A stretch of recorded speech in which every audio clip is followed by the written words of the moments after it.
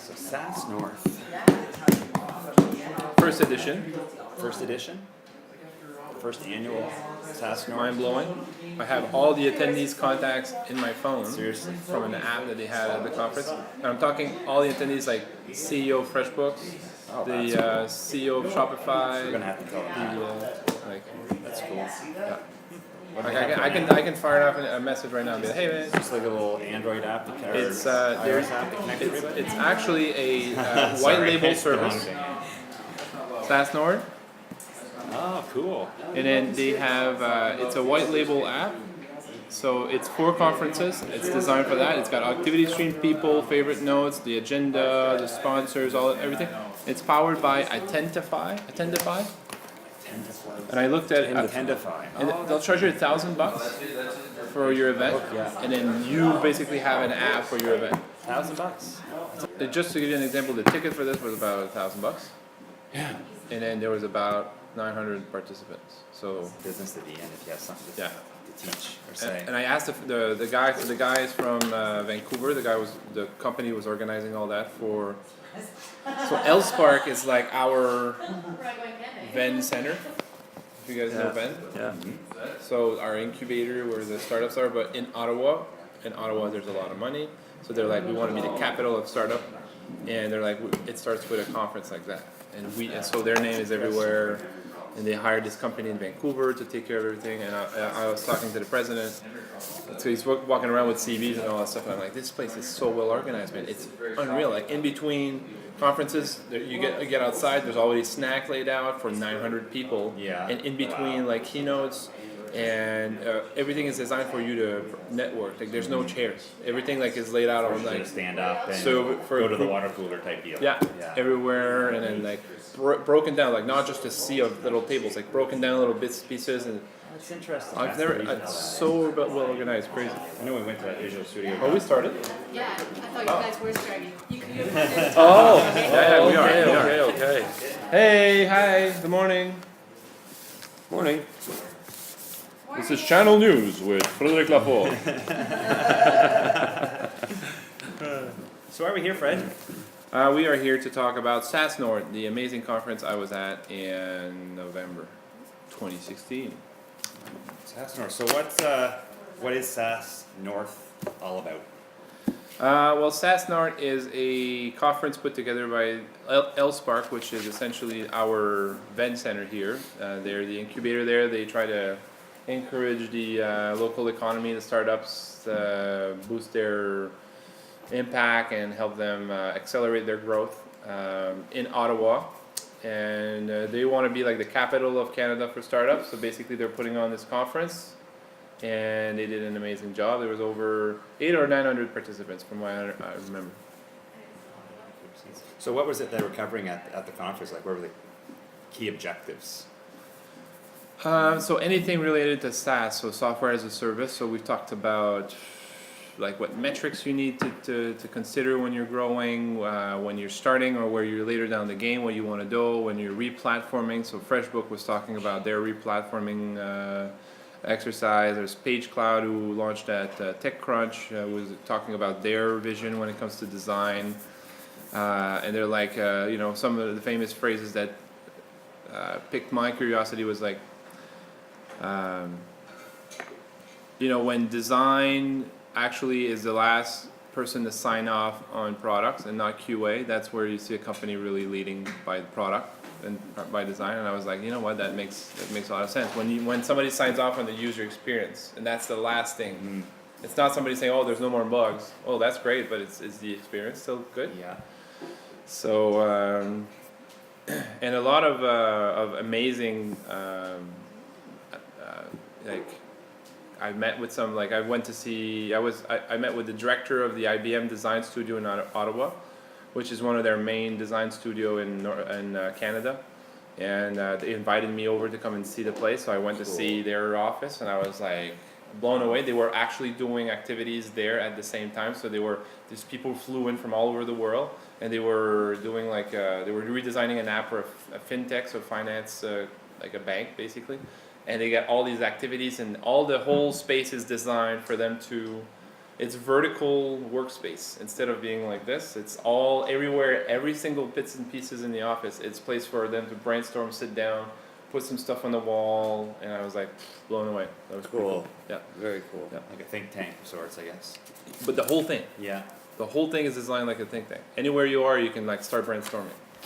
Cool. Okay. Yeah, pretty crazy. Cool. And all their methodologies is open to the public, like on their website, and you can go and see and read about it. And they're Nice. going to be the biggest design agency in the world by 2019 or 2020 or something like that. 1 out of 7 employees by IBM will be a designer. And there are over 12,000 employees worldwide. So. Can you repeat Do you that think again, Fred, please? I missed that. So IBM is completely shift their thinking in 2012. They were trying to differentiate themselves at the other big guys like Oracle and all that stuff, and they decided to move forward in being a design company. So design thinking in every aspect of the business, any channel, and they embarked on being the largest design agency in the world. And their number is going to be there's going to be 1 designer for every 7 employees. Okay. And what was the ratio before? I don't know. Okay. I don't know. That's where it's very like typically you'll have 1 designer for a normal like a startup, whatever, it's maybe 10 employees, like 1 designer per 10 employees or whatever, and that's very healthy. 7 is very very design driven. Like it's lots of because they believe designers are, or the design thinking of the methodology of design, what you train as a designer is very much towards empathy and like wearing somebody else's shoe and like understanding, okay, well, I'm trying to design something for a specific user. How am I going to feel about that? And so we're already trained that way. And when it comes to designing a product, well, we think that way about a product. So it's very user-centered, and that creates great product.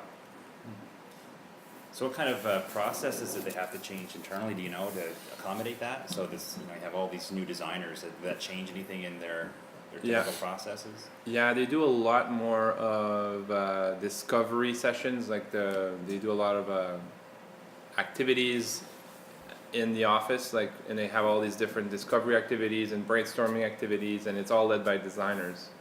So they'll bring the clients in, and then basically they'll go through these different processes and word clouds and all that stuff, and basically slowly finding a way or a direction for the product design and whatnot. Do you have any idea of what their success rate is with that?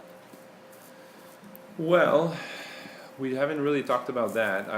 I mean, I'm assuming they're doing good because they keep going forward with it since 2012. I mean, they would have pulled the plug if it wasn't working, I think. Yeah. They're fair. pretty large. I mean, imagine to shift a company like that to a completely new design. Like there's still a lot of remnants of the old process where engineers were running the products and all that stuff, which is, it's not a bad thing. It's just it doesn't create really user-centered experience. Yeah. Yeah. So Yeah, for sure. Yeah. What was shift a little bit. What were you hoping to take away mostly from the conference?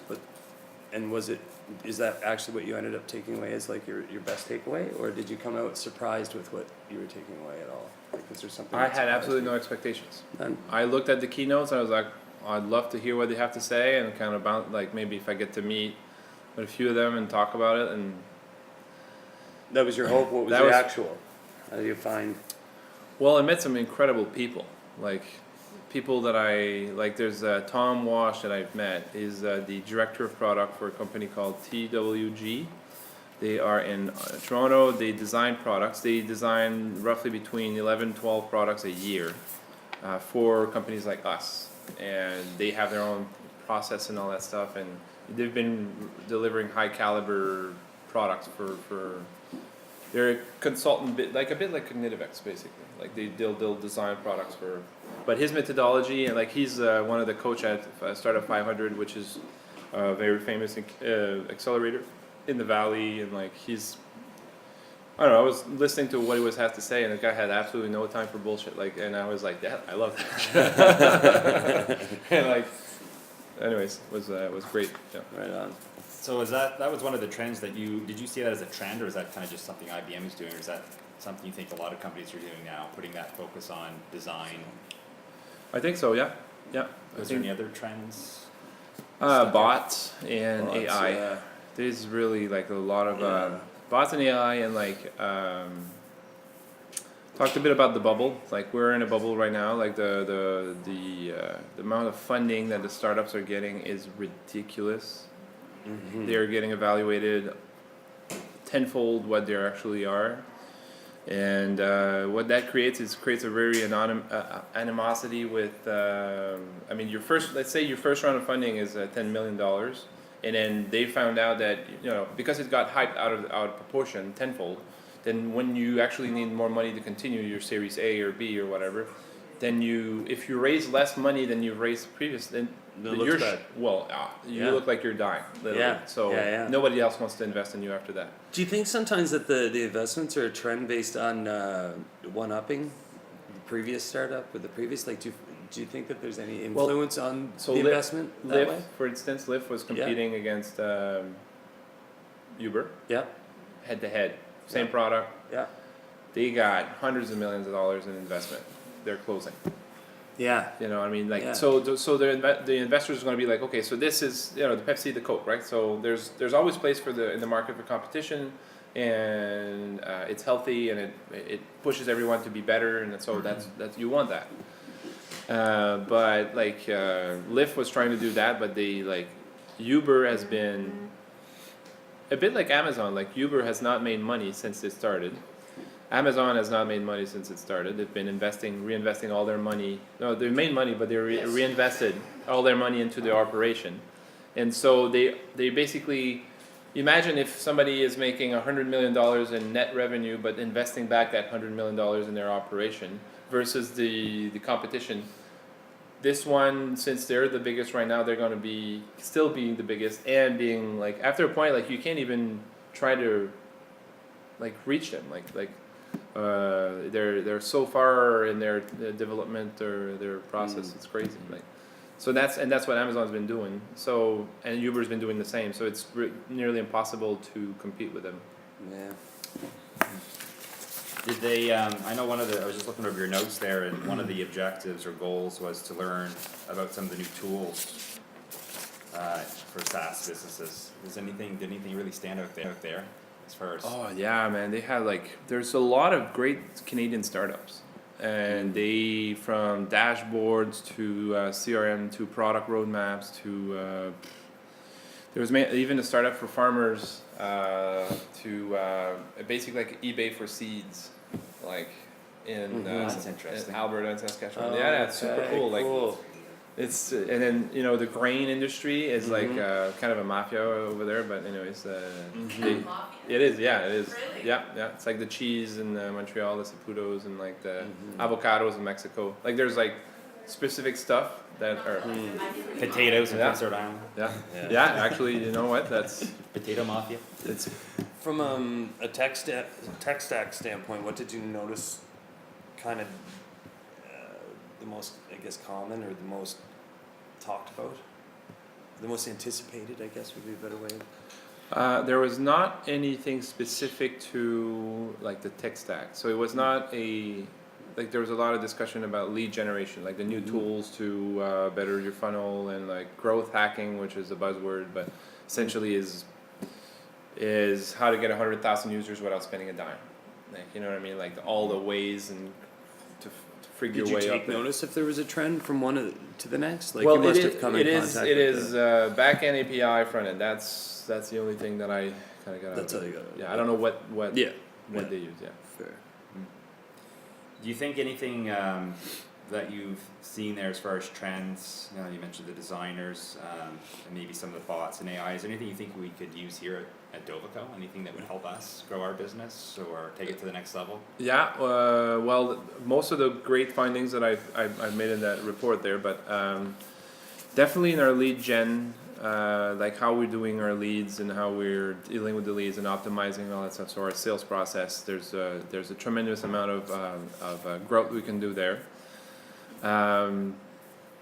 being transparent on some stuff like for instance, our product roadmap or whatever seems to be a trend. Like the companies are displaying right online on their website what their product roadmap is and what they're going to work on next and all that stuff, and they're engaging with the user as much as possible.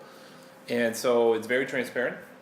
So even to a point where some companies, they have this live dashboard of all the actual income. So how much money they're making today, how much money is going out, how much everything is like, it's you cannot be more transparent than that. Like non-profits are not even that transparent. It's crazy. Very interesting that you say that, you know, the product and the roadmap. I wonder how big you have to be to do that, because we have a trend internally here that, That's what you get. we have a trend here that our sales right now, we're not meeting budget targets right now. And the reason why is because every time we're just about ready to put out a product, salesmen, no matter how much they'll tell you, no, I'm selling the stuff we have now, you know that they don't want to put anything but the new product into that particular, you know, client kind of thing. So they'll wait. Yeah. You know, we're within 60 days, we'll wait. So the funnels are really good. You know, both funnels are really good in the North American side. More than enough to actually make target. But all of their funnel dates, their close dates, are March.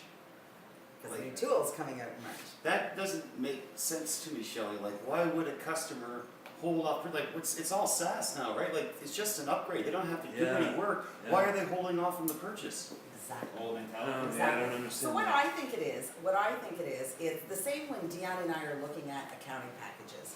So what happened is we're in the midst of a demo and the customer says, Deanna will ask a question or I ask a question, they say, oh, as a matter of fact, we're working on that now. So they'll show us the new bit. You know what I mean? Maybe just in like how we do in UX Pin or whatever. And Deanna and I will go, all right, well, let's just wait. Let's just wait. Yeah. So we're still a hot lead to that you know, salesman. We're still a hot lead because we're not saying, no, it's really not doing it. We say, oh, when you get the full demo, can you come back and show us, you know, whenever you have it done. And we do the same thing. So what happens when Owen is showing a new prospect our project workspace, for instance, and they go, ooh, it looks like a little much. I mean, he immediately flips to the new one. Immediately flips to the new one. Mm-hmm. And they go, oh, fabulous, okay, that's great. Still stays on his funnel, they're still working through the process, but they probably won't roll out until that new view is there. Do you think you would have lost that sale if you never showed them and just sold like what you had in front? Like, He not does, get picky, but you know. he does, Yeah. yeah, he does, and that's really all that matters, Yeah. That's a good point. So we put that roadmap, yeah. you know, on our website, make it public. Maybe the clients will come to those conclusions on their own. Well, you know, are we big enough? Are we big enough to do I think so. that product roadmap on there? And will customers go, okay, well, it's on my radar, we'll just stay with Excel until December 2017 when they have that piece of it. Yeah. No, I think in the transparency, so the direct impact could be something like that. So the negative direct impact would be that somebody would wait on the sale or the purchase of the software or investigate another piece of software while he's waiting. You know, there could be some repercussions on that, but the indirect impact, I think, of being transparent and really showing our like what we're working on and all that stuff creates this conversation that's super genuine. And that in sales is like you've made a friend. Changes the conversation 100%. Most definitely, and I'm not even saying that's negative. Remember, Yeah. I said it, they're still staying on the funnel. Yeah. It's just the closing date is we're Later not gonna on. get some cash until a little bit later. Yeah. But when we have lost, like Mike said, when we have lost that customer, right? So they actually stay. You know, the benefits of showing that roadmap for people that are just in their inquiry phases as they're working through their Excel nightmares, you know, can see that roadmap that we're going to be there on that particular date and maybe, you know, puts that in their calendar. Yeah. I'll check Dovico on this particular date. The problem is there are many timesheet companies that may do what they're looking for now. Is that not a good time to be offering like a free trial or something? well, that's fine, you're gonna wait, but here, take a free trial of our Oh. software. Start and using we'll it get till you up then. No, I mean, we will actually extend their trial until the end of March. Oh, yeah, yeah, yeah. Okay, No, okay, no, that's we what- never ever lose them. It's always like, oh, no worries, keep using it. Okay, keep cool. using it. Yeah. The thing is, what we know is our software is very sticky, so as soon as they have their information in the product, they're not, going and putting all that information in another product, they're just gonna use what we have. It's pretty sticky. It's not my show. Is it sticky out of Habits. habits, or is it sticky out of No, it's annoyance? sticky out of, Entering information. there, People hate entering information. yes. They already entered it once, do Yeah, not let we're them have to enter. Like right now, we're looking for a new CRM system, right? New ticketing system, new CRM system, and I'm sitting back going, Get their dad in. you know, it's a lot of work. Takes a while to get you. It's a lot of work. It The does take some CRM time may be a initially. big beast that we have now, maybe a little Like clunky. if say we were But, faster. you know, when our salesmen heard wind that we were looking, like we were looking for a new ticketing system, I mean, immediately they both came to my office and go, oh my man, shall we tell me that we're not changing CRM, right? Right? Okay, You know? Plates, I've got You some know? tools to import that in from other systems. Actually. Actually, Yeah. I wasn't being quite as transparent as I should have been with that. What other transparency trends are there? You hear this word all the time, right? Be Yeah. transparent, but Wages, it's wages. Wages, yeah. Are they? Oh, yeah. And wages is a good way to make Yeah. sure that A lot of companies. guys and girls get the same. I wouldn't like that. Because everything's transparent. equality. Yeah, equality. Well, I don't care about wage transparency, I was just curious if it was actually happening. Yeah. No, it's been happening for a while actually. Yeah. What it creates is, like, it creates a ruckus, but it creates transparency in the sense that it makes you rethink how you are doing your salaries, and makes you rethink about. And it's the same thing with product roadmap. Like if we look at our product roadmap and we're only releasing in 6 months, and there's nothing, there's a huge gap. Then what? So let's take ourselves outside of our shoes. Let's look at from an outside perspective what's going on with this product. There's no release in 6 months.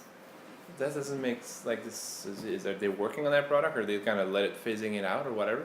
So okay, let's break down our release into multiple little release or something like that. So the conversation or the person reading that information feels like, okay, well, it's moving. It's just for us to. It's the same thing with. So I'm going in a multiple direction here, but the salary. If we have a transparency in our salary, then I know that we're making the same money, or we're making all the same money. The manager is making the same money. That everybody else is making another same money, and then it creates that conversation where, okay, why are you making that money? How could I get there? Or instead of having everybody individuals.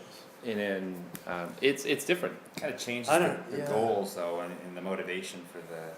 If your motivation is salary, then My Then gut that feeling would be works. that's a Yeah. private thing too for some people. Like for me, I would not like that. It's a private thing. I get why, it like the points you're saying, but man, I don't know. I find that hard to take.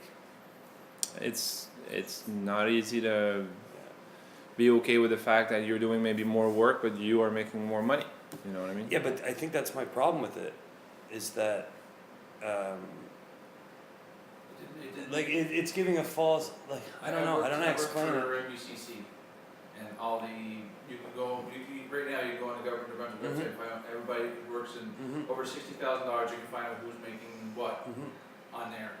It didn't make it much matter. Really. No, in the But, like, workplace, then but again- also for like it's an Then again, indication you of also had a your pay scale, right? yeah. Like, everybody followed a certain pay scale, so there wasn't a big, yeah. Mm. Yeah, very Like, you didn't robotic. see everybody's salary, but Yeah. it didn't really. There's a few people who went, they make that much money? Like, really? He didn't even do anything. Like, Yeah. there was some of that. Government employees in general, Yeah. really? Well, that's a myth. But there's some people that work hard, there's some people that don't. But Yeah. I think yeah, it didn't really change my day to day. But Yeah. you No, have to scale it. If you don't scale it, that's the problem. Yeah, you Yeah. need that scale, but I think too sometimes that stifles people's motivations. I've Yeah. noticed with some government workers that I've talked to, my wife included, I'll mention her name, there's really no incentives because she knows exactly what she's gonna make and she's not gonna go past this point unless the union does a collective agreement. You can And definitely so bring she's like, in a union. offers, She's in a just union. depending on Yeah, how but things it's are the government, implemented, right? it can really bring you Yeah. I think it would work for some people and not for others. It's really, you know what I mean? It depends on what motivates you. So. Yeah, and your personality, because people are people, and no matter how good intention and well laid out it is, people are people. Some people are gonna get, be a bitter. Some might get resentful. Oh, yeah, it you're doesn't- You're gonna get all But maybe that. on both sides too, you Yeah. think about it. Yeah, for sure. Yeah. Yeah.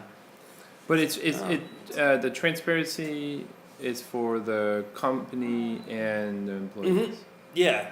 Yeah, I get what the point you're saying. Yeah. Man, that's a hard pill. But to it's just swallow. it's not only just the salary. It's like everything else. Like we've spent this much amount of money on marketing, this much amount of money on admin, this much amount of this, and then at the end of the day, there's like at the end you're like, okay, well, Yeah. See, I think I'd be more It's hard, okay it's- personally as like this Yeah. department's payroll is this. This department's payroll is this. Mhm. Seems to me makes more sense. You're still getting your totals. You're still seeing your end of day business and breaking it down Yeah. to revenue. But well, so should we call it a? sure. I have one question for One you. more question. I Yes. got one more question. You underline this in the midst of everything else that was very technical. You put learning to put our customers first the hard way. I just wanted to know, that's one line you had in here. I wonder what you meant about the hard way. So if it's underlined, it's a link. Oh. I can't quite get That's a Microsoft. You can't paper. trick me.